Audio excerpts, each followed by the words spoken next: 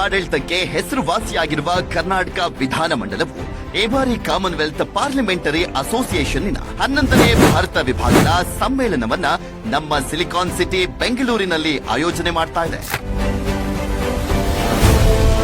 September 11ರ ಸಂಜೆ ವಿಧಾನಸೌಧದ grand step ಮೇಲೆ ಅದ್ದೂರಿಯಾದ ಉದ್ಘಾಟನಾ ಕಾರ್ಯಕ್ರಮವನ್ನ ಹಮ್ಮಿಕೊಂಡಿದ್ದು ನಮ್ಮ ರಾಜ್ಯದ ಹೆಮ್ಮೆಯ ಸಭಾಧ್ಯಕ್ಷರಾದ ಶ್ರೀಯುತ ಯುಟಿ ಖಾದರ್ ಅವರ ಮತ್ತು ಸಭಾಪತಿಗಳಾದ ಶ್ರೀಯುತ ಬಸವರಾಜ್ ಹೊರಟ್ಟಿ ಅವರ ಮಾರ್ಗದರ್ಶನದಲ್ಲಿ ನಡೀತಾ ಇರುವಂತಹ ಪ್ರತಿಷ್ಠಿತ ಕಾರ್ಯಕ್ರಮವನ್ನ ಲೋಕಸಭಾ ಸ್ಪೀಕರ್ ಆದಂತಹ ಓಂ ಬಿರ್ಲಾರವರು ಸೇರಿದಂತೆ ಅನೇಕ ದಿಗ್ಗಜರ ಸಮಾಗಮದೊಂದಿಗೆ ಮಾತು ಮಂಥನ ವಿಚಾರ ಸಂಕಿರಣದ ವಿಶೇಷ ಸಮಾಗಮ ಈ ಕಾರ್ಯಕ್ರಮದಲ್ಲಿರುತ್ತೆ.